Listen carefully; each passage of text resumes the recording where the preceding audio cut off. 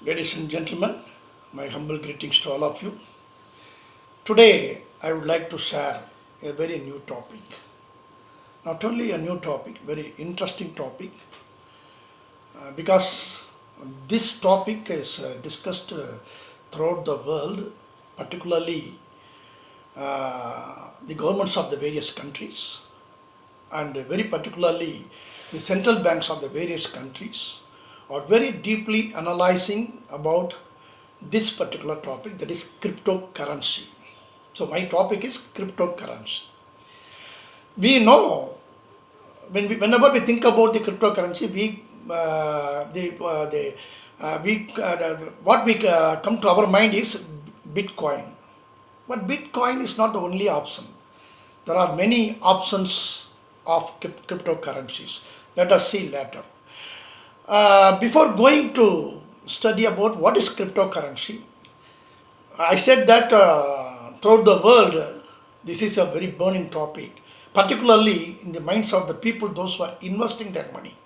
Some certain people have invested already their money in the bitcoins or cryptocurrencies, and people are waiting for investing, but all of them are not having a very clear thought about what is cryptocurrency.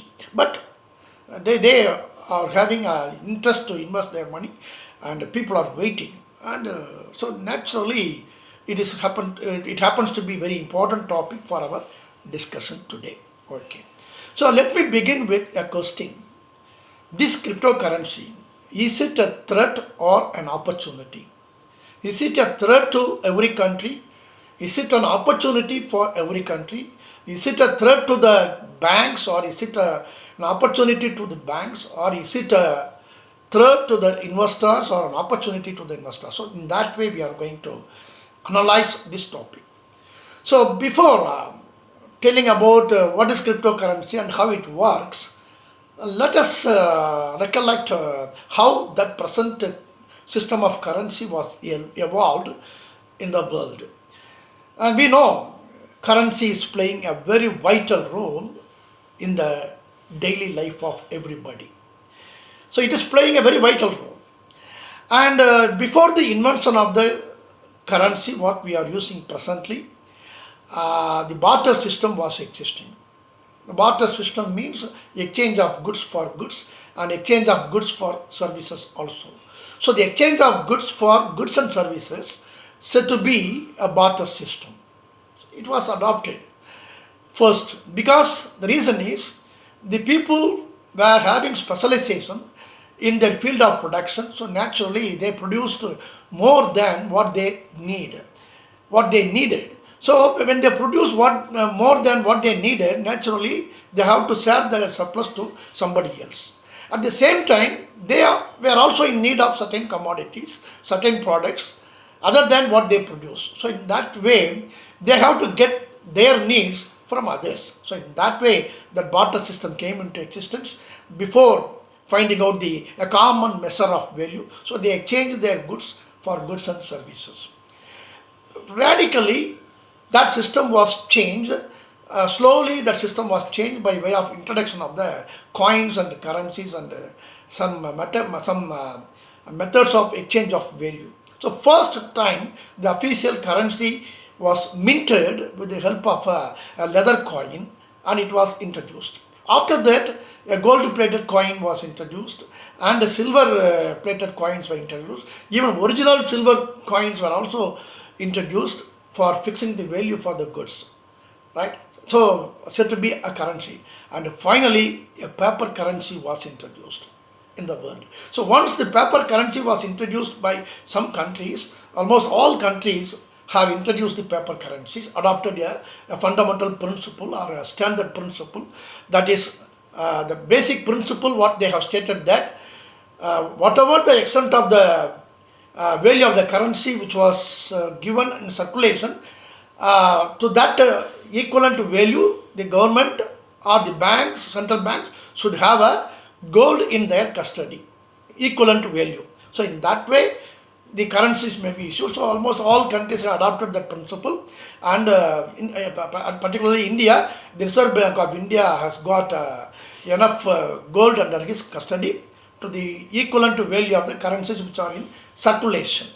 And in that way only, if the government wants to issue fresh currencies, naturally they have to check it up whether the gold value has increased or not. The gold value is increased to that extent of the inflated value, the government can issue currency. If it is decreased, the government has to withdraw the currencies issued already. This is what happening. This should happen everywhere. So this is the fundamental principle. And whatever the countries which do not follow the principle and they print the currency notes and issue the currency notes in circulation to the people, that countries would definitely face a very big financial crisis in long run, and automatically that countries would become a bankruptcy. That's that because they have not adopted that fundamental principle how to issue currency in circulation. So okay, so now we understand about what is the present way of currency, how it has evolved. So the modern currency, the modern currency it includes not only the paper currency, it includes paper currency and coins and debit cards, credit cards, and also the digital wallets. So these are all said to be modern currency because we are making use of all those methods. So whenever we purchase goods through online trade, we have to make a payment only through a digital wallet. Sometimes we pay for our goods purchased by way of cash on delivery, but most of the transactions are not done through cash on delivery, done only through a digital wallet. So therefore, a digital wallet is also to be considered as the modern currency. Okay, but only one thing is to be noted here. All those transactions which are made either through digital wallets or through debit card or credit cards or the paper currency, all are monitored and controlled very effectively by the banks and the governments. Particularly in India, RBI is monitoring everything, and all the banks are also monitoring whenever the financial transactions are taking place through those methods. Okay, but this is not in the case of the cryptocurrency. So then what is cryptocurrency? Cryptocurrency is a digital currency. It is a digital currency where the transactions are entered, where the transactions are recorded and verified and maintained by way of decentralized system. So, so far we have seen only the centralized system of monitoring all those things. But here, the cryptocurrency is only based on the decentralized system by using a cryptography. What do you mean by cryptography? We will discuss cryptography later on. Okay. So, by using the cryptography, the decentralized system of cryptocurrency system is working, through which the people can enter their personal wealth. So they can enter their assets, they can enter their transactions and their personal wealth. But the thing is, once you have a black money in your house, so you know meaning of the black money. If you have evaded the tax and keeping money, unaccounted money, that is a black money, a tax evaded money. And it can be confiscated, it can be forfeited by the concerned department, income tax department and government. But in the case of the cryptocurrency, if you accumulate wealth, if you enter the assets and whatever the transactions you made in the register through decentralized system, naturally it will beyond the restrictions. Nobody can restrict, and there won't be any confiscation because this is a private company which gives the platform so that those who want to trade on cryptocurrencies can very freely make. So full of liberty.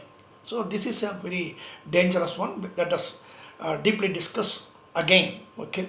So one thing you have to remember: whatever the currencies are issued, equivalent to the currencies, gold reserve to be maintained, and every country is maintaining. So that is the safety and safety for the country, safety for the banks. Okay. And Another thing I stated that all the modern currencies are controlled by the banks and governments, whereas the cryptocurrency is not controlled by the banks and the governments. No regulatory controls are there. So why I have chosen this topic today?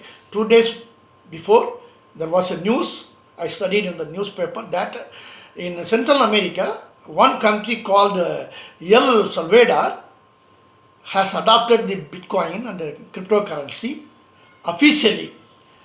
And in spite of the advice and the alert given by the International Monetary Fund, which is considered to be the world monetary transactions are controlled, IMF.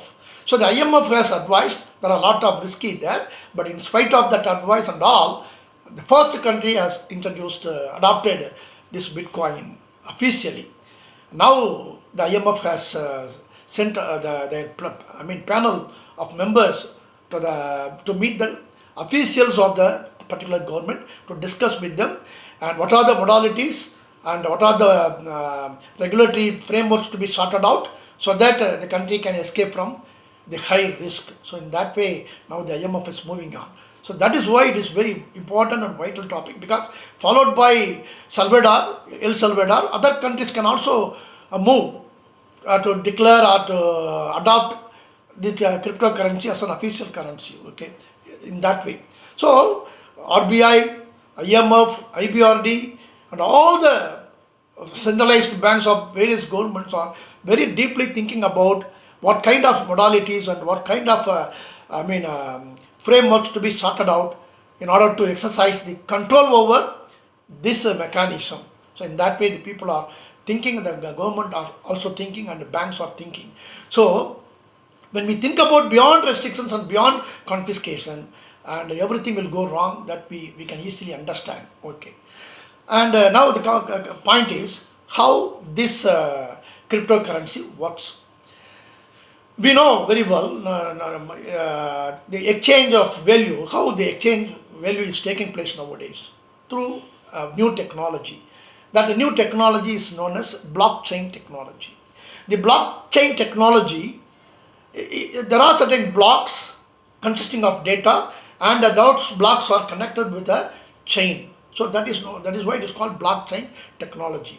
This blockchain technology has already evolved throughout the world, and it is everywhere, and through which only the other online purchases and internet bankings are all happening from one block to another block by way of peer-to-peer network. This is already it is there. So how we exchange the value? We are going to exchange the value for the goods only through making use of this new technology, right? This new technology it cannot be eliminated. It is inevitable. It has come into existence. Okay, it is not in the beginning stage. It is well established nowadays, and in that technology, by making use of this technology, whatever we want, that if suppose we want certain assets, we can enter those assets in the ledger. That ledger is known as a global ledger, just like bookkeeping. Bookkeeping and the entries are passed, and if you are keeping a ledger, the ledger is a open ledger. It is an open platform, and anybody can go and register their names and register their assets owned by them, and whatever the transaction they make, they can also enter, just like the open ledger. That is called as a global ledger, or a public registry. Anybody can enter. So this is a decentralized database. This decentralized database is connected with a peer-to-peer network. So in that system, who owns what and who transacts what will be recorded in a database or in blocks of data. So this is what is known as a blockchain technology, and by using a cryptography method. Cryptography, in the sense, cryptography means this is an algorithm. This is an algorithm for encryption and decryption in order to secure the transactions and in order to secure the communication. So this algorithm is used in order to secure the transaction, because the transactions are entered but security should be provided. That is, for that purpose, cryptography is used with the help of the algorithm, so that the security measures can be ensured.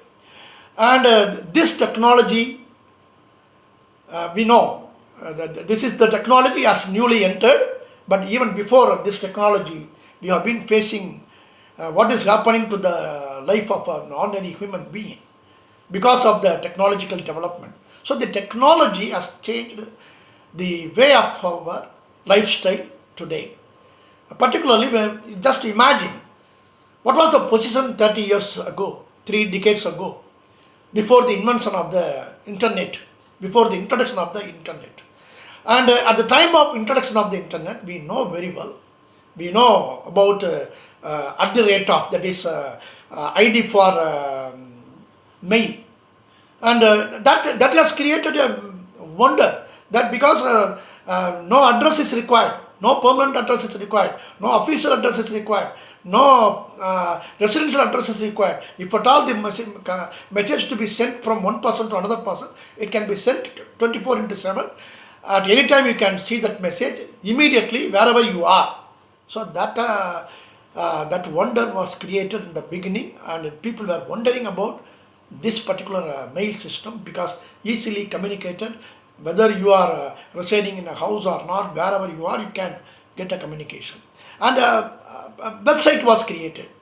And in the beginning, the websites were opened only for the educational institutions and for government organizations, and they have created websites on their own. Slowly, certain big companies have started to create their websites. And following those big companies, some small companies have also started to create their websites. And slowly, those websites have made commercialized. And whatever the matters through which money can be earned, they have started. So that is called, through website, advertisements were given. So advertisements were encouraged through websites. So now almost in all websites we can see advertisements. That advertisements in websites are called not advertisements. Those advertisements are known as netvertisement, because it is through internet.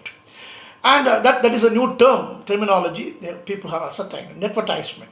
So people are conducting nowadays online classes. People are conducting seminars.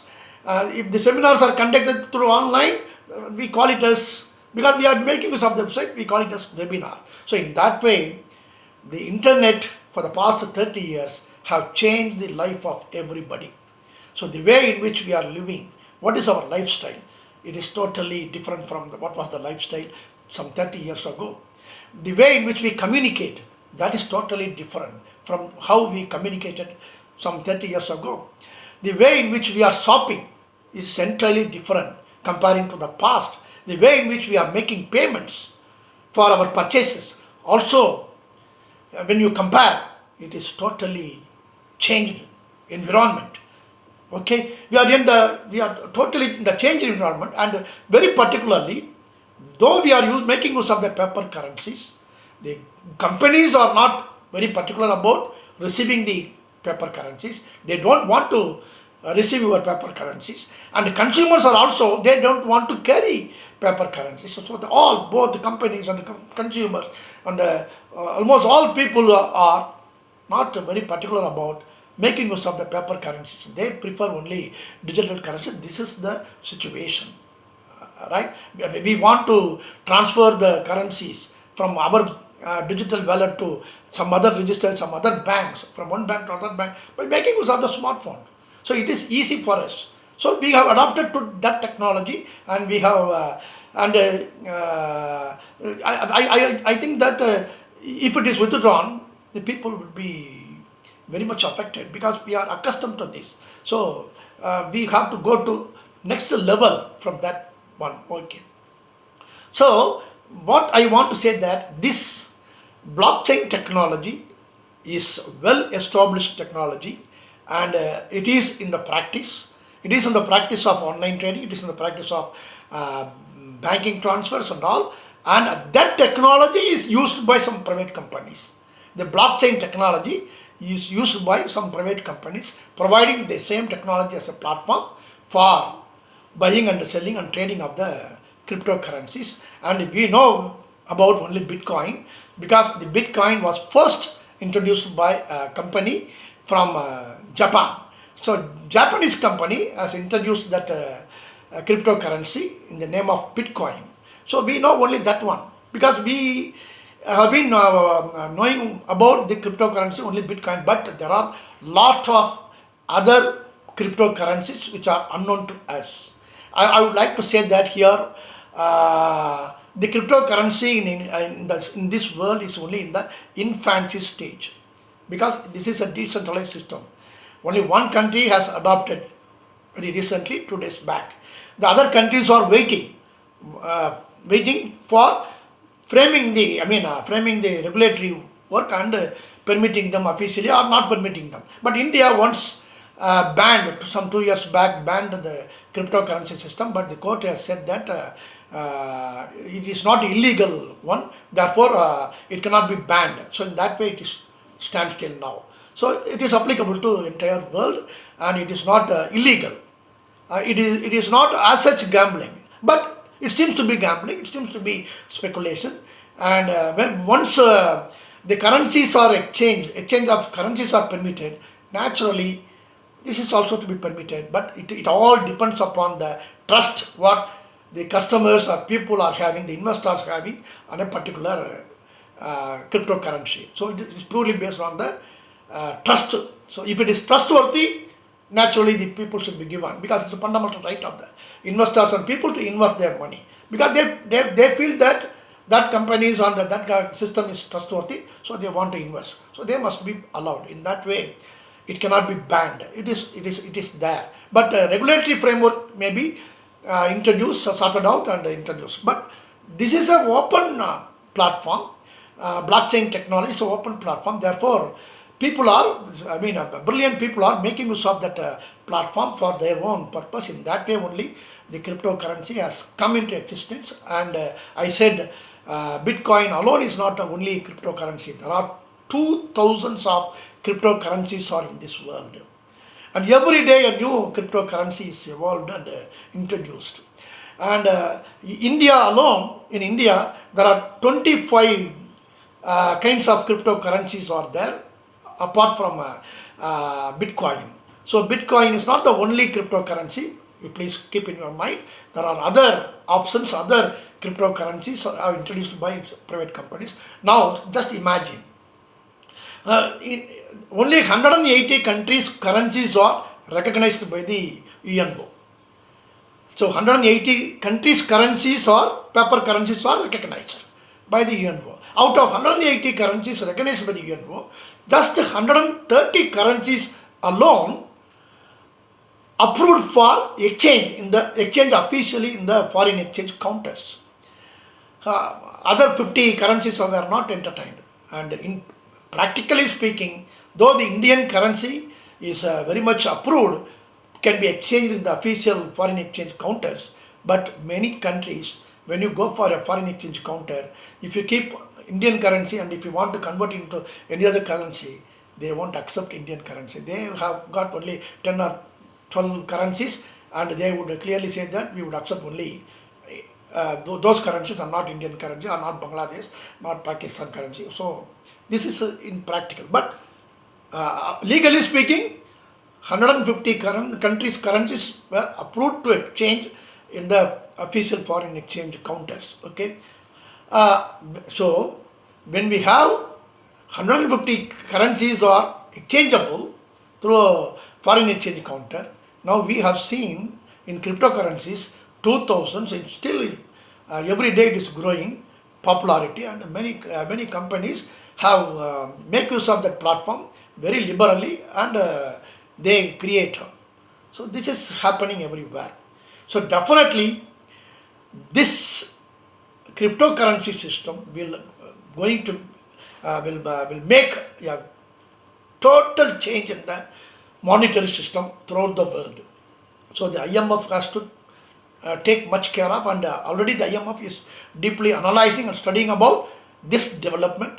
And in India, RBI is deeply analyzing and studying about this development. And This is going on. This is going on. But other than bitcoins, how many of you are aware of the other cryptocurrencies? The other cryptocurrencies are Ethereum, Uthereum. Ethereum is another cryptocurrency, also becoming popular nowadays, and Dogecoin, Litecoin, and Ripple coin, and then Cardano. So these are all some examples I have given you. So in India itself, in the monetary system, there are 25 cryptocurrencies are there. I said already, not only Bitcoin. So you must aware that. So such a number of cryptocurrencies are growing and popularizing. So that will create a very utter confusion, and there is no doubt in it. I think that all of you would agree with me. Now, you must know that I come to my part. What is that part? Is it a threat, cryptocurrency? What is your answer? Definitely it is a threat. Is it an opportunity? Maybe an opportunity to some countries, few countries, maybe an opportunity to some investors, but many investors have to lose. The ending would be definitely be a bad ending, because it is purely a gambling or speculative trade, and investing money in even the gold is not a best investment, I would like to say, because unproductive asset. But when you invest your money in land, farmland, you can take a crop, you can produce something with the help of the land. So when you get a crop, you can get a return. If you get more crop, you can get more return. So if any asset will not give you any return, that will be an unproductive asset. Even investing money in share market may be better instead of investing money in the cryptocurrency. But people are ready, because many people are having crazy over gambling, and those people would be tempted to invest their money in the cryptocurrency and the Bitcoin, and therefore, is it a threat? I would say that definitely this is a threat to not only to the investor, this is a threat to every country. This is a threat to every government, every bank. It is a threat, because there is no control of the banks and the governments. It is a decentralized system. Therefore, and if the people want to invest, for investors, what advice I can give you? It is highly risky one. Though, because I said that people are having the liberty to invest their money because they trust that those cryptocurrencies are good by go through the reviews. So whenever we buy goods online, we test the trustworthy of the companies, trustworthy of the manufacturers. So simply go through by way of searching what are all the reviews given. If the reviews are positive reviews, all the reviews are positive, and we are tempted to invest that, we have a trust over the company. So in the same way, the system is working, and after go through the reviews, and we choose the best option and try to invest. But anyhow, investing money in the cryptocurrency as of now is a highly risky one. The reason is that investment made is only non-productive, and particularly the dealers who are dealing with that cryptocurrencies, or their identity not known clearly. We may trust them, but what would happen to our money, and who are the persons who are acting there, and that identity is a very big question, and maybe a transparency, because of that global ledger, whatever, and the transaction cost may be reduced. But once the transaction cost is reduced, and registering for the immovable property and all, and every country is having their own act for transferring the immovable property, and simply once you have sold your asset, immovable property, building or land, you can just register that entry in the global ledger. Matter is over. And what is the role of the sub-registrar office for registering? These are all the questions come. And what would happen if the capital gain tax, and when there is no monitoring and controlling measures, and so there will be a radical changes in the tax reform, and there will be a revamped change in the monetary system, and this are all going to happen, and that is why I feel that there is a big threat for every nation because of the growth of these cryptocurrencies. Okay, and I feel that there would be definitely a bad ending to the investors, those who are investing, unless if all governments are taking efforts to exercise the control over and monitor over, and creating some regulatory framework through which all the activities to be done. Otherwise, if those efforts are not taken, till then there will be a risky one. Whereas the blockchain technology cannot be removed, cannot be eliminated. That will exist. That will make several other changes. But apart from that, this platform is also used by certain companies for this particular purpose of trading the cryptocurrencies, and it is up to the investors, it is up to the governments to take steps to bring the very clear cut regulatory framework, so that in order to safeguard the interest of the governments, in order to safeguard the interest of the countries and interest of the banks, and safeguard the interest of the investors. Otherwise, until then, and I don't find that there is an opportunity for anybody. So there is a great risk than an opportunity. This is what I would like to share with all of you, and I want to know your perception on this particular matter, because this is a very important one. And this is Markandeyan signing out till we meet again through another video. Thank you so much.